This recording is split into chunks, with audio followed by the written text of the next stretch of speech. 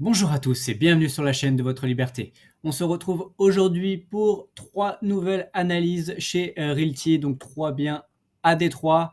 Voilà, donc qui vont être à Mudbury, Street à Détroit, à Moran Street Détroit. Voilà, une petite maison rose, la maison de Barbie et on a également celle-ci à Northland, Street, donc à Détroit. Pour rappel, il y a toujours la propriété au Panama. Rémi nous a dit au CC d'hier que il aurait des nouvelles, en tout cas mercredi prochain. Et donc au prochain CC français, on aura des nouvelles là-dessus, mais c'est quasi sûr qu'en tout cas la propriété va être achetée. Donc, encore une fois, si vous aviez peur que votre liquidité soit bloquée pour rien, à mon avis, vous pouvez y aller sur cette partie-là. Autre grosse news, mais on va en parler les prochaines semaines. Voilà, là, je suis encore en vacances. Je fais juste une petite aparté pour cette analyse, mais qu'on aura aussi beaucoup plus d'informations. Déjà, ça a été cette semaine, donc le 14 février, les 5 ans de Realty. Donc, quand même, 5 ans, voilà, c'est pas rien, surtout par rapport à la concurrence et autres. Voilà, quand même, Realty a déjà 5 ans d'expérience derrière et un nombre assez impressionnant de biens en vente. Et ils vont également du coup ouvrir leur capital à tous les token holders. Donc vous allez pouvoir investir dans Realty. Donc c'est quelque chose de assez différent que d'investir dans des propriétés. C'est investir dans une société, dans de l'equity. Donc voilà, on en parlera plus prochainement en tout cas ces prochaines semaines et qu'on aura aussi un peu plus d'infos là-dessus. En tout cas, moi, je suis hyper excité parce que ça fait plusieurs années que j'attends ça. Ils avaient annoncé ça en 2022 et j'avais prévu l'enveloppe pour et je l'ai toujours. Donc, en tout cas, voilà, je suis impatient là-dessus. Allez, on commence tout de suite les analyses parce que j'ai envie de retourner rapidement à la plage. Allez, du coup, le premier, c'est Northland Street, donc à Détroit. Donc, voici la propriété. Petite propriété en briques rouges. On voit qu'il neige. Voilà. Moi, j'ai des coups de soleil. Eux, ils se caillent, donc, les pauvres. Donc, voilà, on a les photos de l'extérieur. Franchement, c'est pas mal. Et on a aussi des photos de l'intérieur. Donc, ça change, ça fait du bien. Bon, ça, on sait pas trop c'est quoi comme pièce. On a un magnifique bleu. Mais en tout cas, on a les photos de l'intérieur, ça change. Voilà, c'est plutôt appréciable. Du coup, on a 69 000 dollars à lever. Ah oui, je vous ai pas dit l'horaire. L'horaire va être assez inhabituel. Elle va être dans l'après-midi, donc vendredi, du coup, on sera le 16, vendredi 16 février dans l'après-midi. Alors là, avec le décalage horaire, je vous avoue, je ne sais pas exactement à quelle heure c'est. Ça sera je crois, vers 16 heures. Voilà, je dirais vers 16 heures, 15-16 heures. Vérifiez quand même les heures UTC, mais ça va être vers 15-16 heures normalement. Du coup, on aura donc un rendement espéré de 9,59%, une rain start au 15 avril, donc dans 2 mois. On a donc une maison, 3 chambres, une salle de bain, assez classique pour Realty. Ensuite, une maison plus auto-ancienne, à peu près 80 ans. Bon, ça reste assez classique. Où est-ce qu'on est situé? On est situé du coup vraiment à l'ouest de Détroit, dans des quartiers qu'on connaît plutôt bien. Hop, si je relance ça, bien sûr, ça s'est mis en pause. Et du coup, c'est des quartiers qu'on connaît plutôt bien parce que du coup, on est situé, si de souvenir, on doit être situé, je crois que c'est ici, hop, hop, hop, exactement.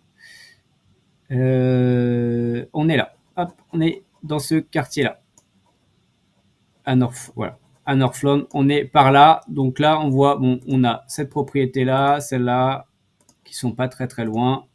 Voilà, bon, et en dessous, on a ça. Bon, c'est des quartiers qu'on connaît, même si on n'a pas énormément de maisons, malgré tout, dans cette partie-là. Ensuite, qu'est-ce qu'on apprend comme information? Bon, on parle toujours les descriptions. Je vous invite toujours à lire ces descriptions. Elles sont toujours hyper intéressantes. Ensuite, on va aller voir la partie financière. Du coup, on a un loyer de 930 dollars. On ira voir juste après si c'est cohérent ou pas. Ensuite, on achète la propriété 55 000 dollars. On a 3 000 dollars de travaux pour faire des petites maintenances, pas grand chose, hein, c'est maintenance des briques et peinture juste pour embellir la propriété. Donc on n'a pas forcément grand chose à faire sur cette propriété. Voilà, ça on a vu. On va aller voir tout de suite les estimations. Alors, pour rappel, donc nous on est à 55 plus 3, ça fait 58 000 dollars. Estimation sur Realtor, on est à 76 000 dollars. Ensuite, sur Redfin, on est à 60 000 dollars. et sur homes.com, on est à 71 000 $, ce qui nous donne en moyenne du 69 000 $, sachant quand même que l'estimation la plus basse qui est sur Redfin, et Redfin est toujours beaucoup plus bas que les autres, et bah, on est à 60 000. Donc là, nous, au global, avec travaux, on a 58 000. Donc là, on peut se dire quand même qu'on a plutôt bien acheté. Si on fait la moyenne 69 000 $, ça fait on a quand même un gap de plus de 10 000 $ là-dessus. Donc franchement, honnêtement, on est plutôt bon sur cette partie-là. Si on va regarder au niveau des loyers, donc pour rappel, nous on est à 930 $ et on voit que dans le quartier, il y a même des propriétés qui sont vraiment très très proches. Celle-ci, c'est vraiment la rue juste à côté. Sur la propriété, elle est un tout petit peu plus grande, mais voilà, on est quasiment quand même à du 1600 $. Donc on est quand même beaucoup beaucoup plus élevé. Là, on a du 1300, du 1300, 1150. Voilà, encore une fois, nous on est à 930 $. Donc on voit qu'au niveau loyer, on a une possibilité de faire un gap aussi assez important.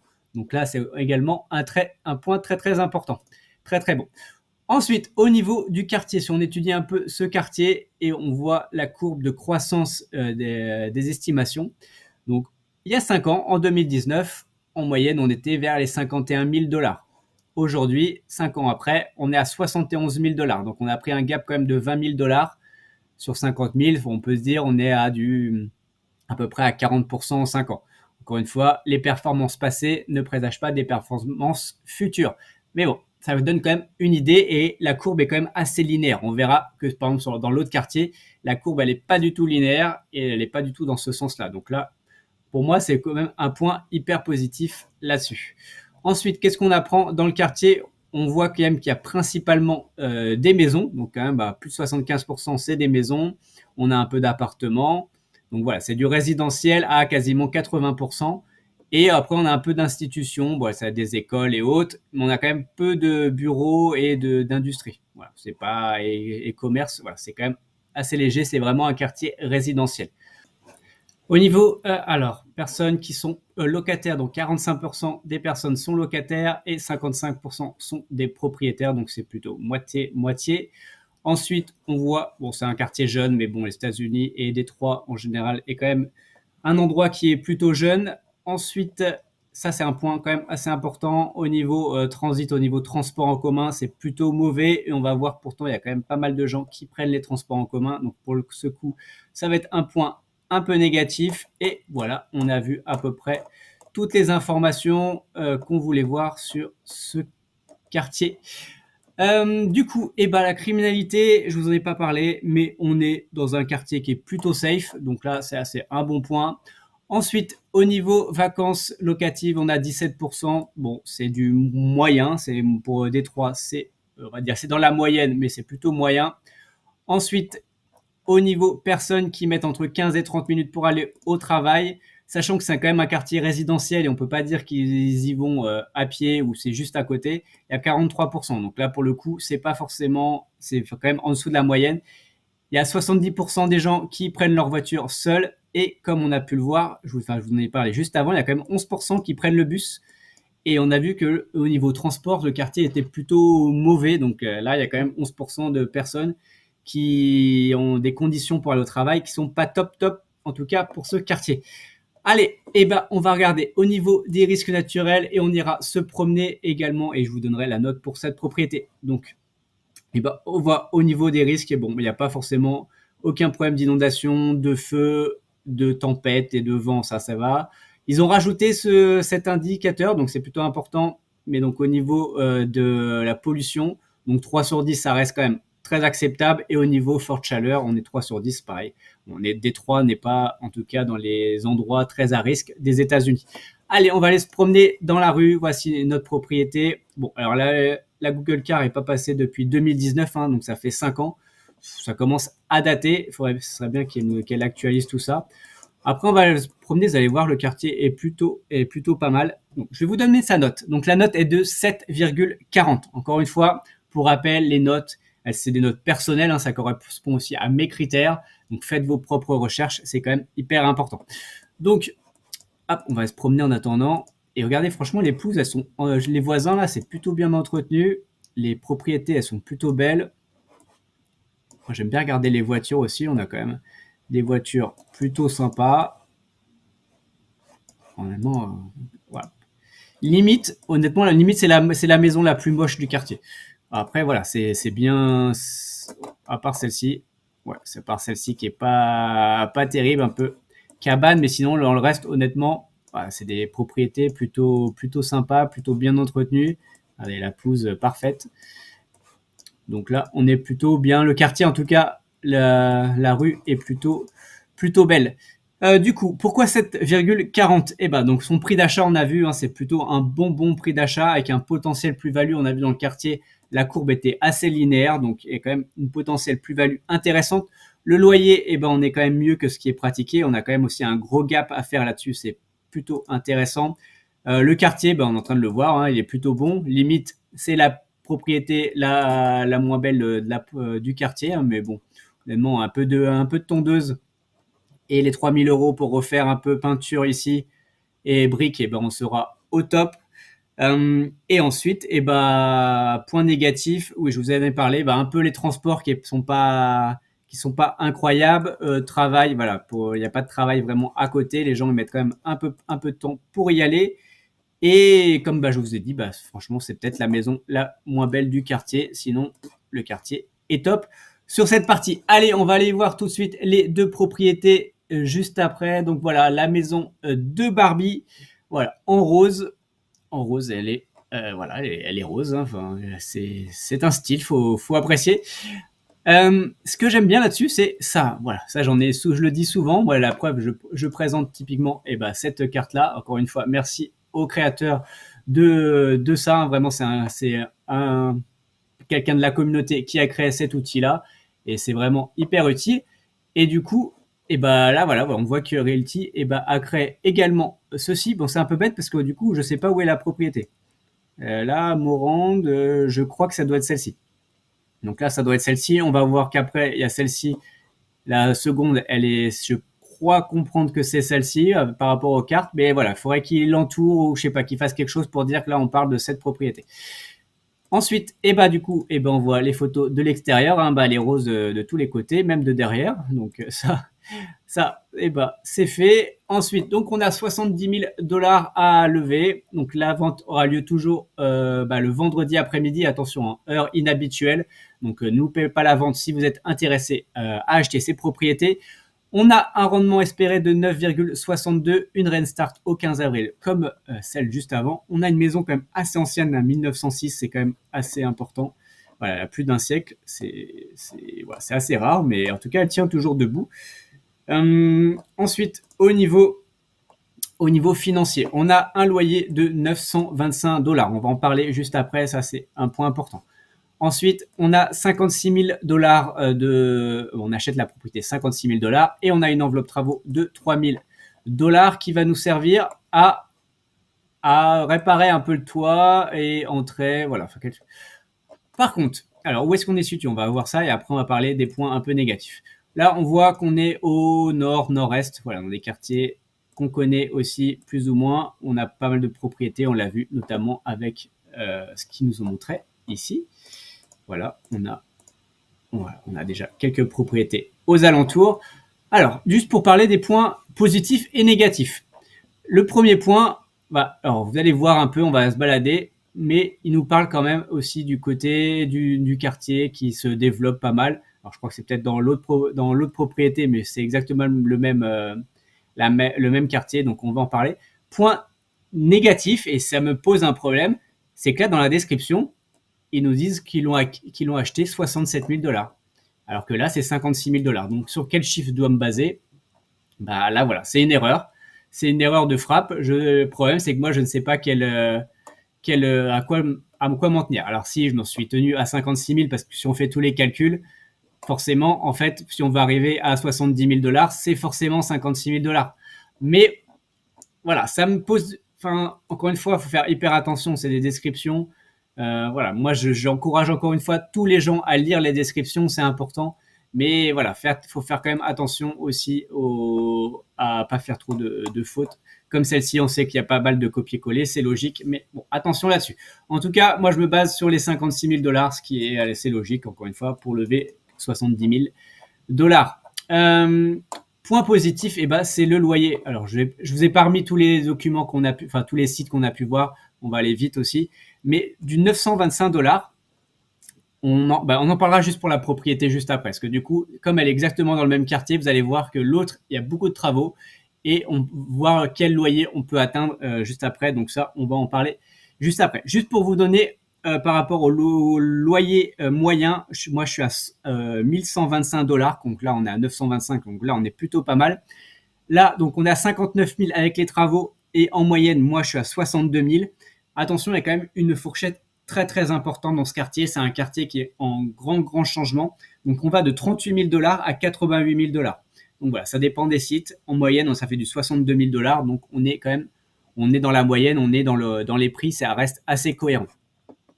Si on va voir le quartier, alors par exemple la courbe, donc là on est là, en 2019, on était là. Et on voit que la courbe là, eh ben, elle fait un peu le yo-yo. Elle descend, elle remonte. Et là, elle est plutôt en phase descendante. Donc, typiquement, si on avait acheté une propriété en 2019 à en moyenne 63 000 $, là, on serait à 49 000. Donc, on aurait perdu quand même 15 000 $. Donc, pour un quartier qui devient hype, récemment, il n'a pas vraiment monté. Hein. Donc, moi, ça me pose quand même un souci sur ce point-là. Ensuite, point important, c'est que au contraire du quartier qu'on a vu juste avant, là, on est quand même principalement sur un quartier industriel et avec des institutions. La part de résidentiel, elle est moins de 20%, donc 18%. Alors, ça va être très bien pour le travail, on va voir, hein, parce que du coup, les gens, ils peuvent aller à pied au travail. Mais voilà, c'est quand même principalement des usines, des institutions, voilà, plus que des maisons. Il y a plus de locataires, mais bon, ça reste à peu près 50-50. Hop. Et au niveau transit, bon, 44 sur 100, c'est dans la moyenne, c'est moyen. Après, au final, on va voir que les gens, ils peuvent y aller à pied. Et au niveau vélo, on est plutôt pas mal. Et on voit qu'on est très dépendant de la voiture. Bon, ça, c'est les États-Unis. Ça reste assez logique.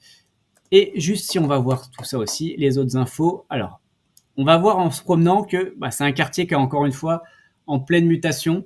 La vacance est à 48%. Oui, parce qu'il y a beaucoup de cabanes, il y a beaucoup de maisons abandonnées. Donc forcément, il y a beaucoup de vacances. Ça reste assez logique sur cette partie-là. Ensuite, au niveau personnes qui mettent entre 15 et 30 minutes pour aller au travail, là, vous allez me dire, c'est que 37%. Finalement, c'est pas terrible. Oui, mais en fait, il y a quand même 15% des gens qui y vont à pied. Donc, en fait, déjà, donc au final, c'est juste à côté. Et on peut estimer, au vu de la part d'institutions et d'industries dans le quartier, qu'en fait, il y a beaucoup de personnes qui mettent même moins de 15 minutes pour aller au travail. Donc, c'est pour ça aussi qu'il y a ces statistiques. Mais à mon avis, il y a forcément, déjà, il y a au moins 15% des gens, parce qu'aux États-Unis, ils ne marchent pas plus de 15 minutes. Hein. Mais donc, il y a au moins déjà 15% des gens qui y vont à pied et qui vont mettre donc moins de 15 minutes. Et à mon avis, il y a des gens qui prennent aussi le vélo, ou il y en a même pour moins de 15 minutes qui vont y aller en voiture. Même pour 5 minutes, ils y vont en voiture. Bon, voilà. Donc, à mon avis, sur ce point-là, on est plutôt très, très bon sur la partie travail, en tout cas, proche. Ensuite, voilà, au niveau des risques, on va aller voir ça. Au niveau des risques, c'est la même chose. Il n'y a pas forcément de risques dans le quartier, pas d'inondation, pas de feu, pas de tempête. La pollution, ça va. Et la température, ça va également. Et voilà, on va aller se promener rapidement. Hop, on est ici. On va d'ailleurs pas se promener. On va juste regarder aux alentours et après, on ira se promener quand on ira voir l'autre propriété. Donc, vous voyez, bon, là, il n'y a pas grand-chose. Voilà, notre maison Barbie. Pareil, c'est 2022. Je pense qu'ils l'ont peint assez récemment parce que là, elle est moins rose. Là, c'est une cabane. Et hop, vous allez voir, là, c'est la prochaine propriété. Allez, transition tout de suite. Et je vous donnerai les notes des deux propriétés à la fin. Et voilà. Donc, on est à Mudbury. Je vous ai montré, c'est vraiment la rue perpendiculaire. Donc, voici la propriété. Elle peut faire peur. Clairement, elle fait un peu peur. Voilà, il y a beaucoup de travaux à faire et on va voir ça tout de suite après. Du coup, il y a 75 000 $ à lever pour un rendement espéré de plus de 10%, donc 10,05%. La rent start est au 1er juin. On va voir pourquoi aussi, parce que comme je vous ai dit, il y a beaucoup de travaux. Ensuite, bon ça je le passe, mais il y a juste un point très important, c'est que donc il y aura beaucoup de travaux, mais c'est que en fait ils ont déjà trouvé un locataire qui est prêt à bouger dès qu'en fait les rénovations auront été finies. Donc ça c'est un point hyper important. C'est pour ça aussi qu'ils mettent elle est fully rented. C'est parce qu'en fait, ils ont déjà trouvé le locataire. Au niveau donc financier, on a un loyer de 990 $. En tout cas, le locataire est prêt à payer ce loyer-là, à 990 $ pour une propriété, certes rénovée. Nous, juste avant, on était à 925 et la propriété est finalement assez similaire. Donc 925, 990 $, ce qui nous donne, je pense qu'en tout cas, il y a un potentiel gap à aller chercher. Et juste pour info, si on arrivait à 990 $ là, le rendement serait au-dessus de 10%. Donc, je pense que c'est quand même un très bon point à avoir, surtout pour nos chasseurs de rendement. Ensuite, on achète la propriété, 38 000 $. On a 25 000 $ de travaux, donc une enveloppe assez importante. Ce qui nous donne du coup, en gros, qu'est-ce qu'on va faire avec ces 25 000 €? On doit quasiment tout refaire. On va faire le porche, on va refaire les escaliers, on doit refaire à l'intérieur notamment, on va refaire une cuisine, on doit refaire les sols, les peintures, on doit retravailler la salle de bain, on doit travailler quand même pas mal de choses et on va faire vraiment une maison presque entièrement refaite. Et c'est aussi pour ça qu'on peut augmenter le loyer là-dessus. Du coup, c'est exactement le même quartier. Donc, les infos que je vous ai données avant, c'est exactement les mêmes. Certes, alors, dans l'estimation que j'ai eue, on est à 52 000 $. Encore une fois, on a un gap de 38 000 à 60 000 $. C'est un risque. Clairement, sur cette propriété, ça va être un risque. La meilleure estimation est à 60 000 $, quand nous, avec les travaux, on est à 63. Bon, certes, on aura une maison refaite et tout ça, donc ça, c'est quand même un point positif. Mais on est quand même au-dessus des estimations. Et on a vu que le quartier, en tout cas, fait un peu le yo-yo au niveau des prix. Donc, pour moi, cette propriété est assez risquée. Allez, on va aller se promener jusqu'à la maison et je vais vous donner la note des deux propriétés. Donc, la maison Barbie, sa note, elle est de 6,97. Pourquoi ça? Le loyer, on a vu, on est plutôt bon sur le loyer. En plus, on peut vraiment faire un gap là-dessus. Donc, ça, c'est plutôt intéressant. Après, il y a vraiment une incertitude aussi sur l'évolution des prix. On voit que le quartier est un peu en décroissance ces derniers temps. Donc c'est un peu un pari sur l'avenir, même si le quartier devient hype selon eux, encore une fois. Mais voilà, c'est quand même un pari sur l'avenir. On le prend ou on le prend pas, mais en tout cas, il faut admettre qu'il y a un risque supplémentaire. Et c'est un quartier industriel. Alors, c'est un côté positif et pas positif. Est-ce qu'on a envie d'avoir des usines à côté? Voilà, ça peut être positif parce qu'au moins il y a du travail à côté, mais c'est aussi un point négatif parce que c'est pas forcément toujours hyper agréable d'avoir les usines et on voit que c'est un peu désaffecté. Enfin, là, en tout cas, on a un parc, ça c'est plutôt, enfin un parc. En tout cas, on a un espace, c'est plutôt agréable. Mais bon, voilà, on voit, il y a des cabanes, c'est pas forcément terrible sur ce point-là. Donc 6,97 pour cette propriété et pour l'autre, donc la voici, vous voyez, on est juste à côté, hein. La maison Barbie, elle est juste là, on est juste à côté. Donc pour celle-ci qui a beaucoup de travaux, on est à 6,95. Voilà, la même chose au niveau du quartier, c'est les avantages ou inconvénients. Selon eux, c'est un quartier en devenir, donc c'est un pari. La propriété va être quasi neuve, hein, donc après travaux, on va quasiment tout refaire. On a déjà trouvé un locataire et en plus à plus de 10%.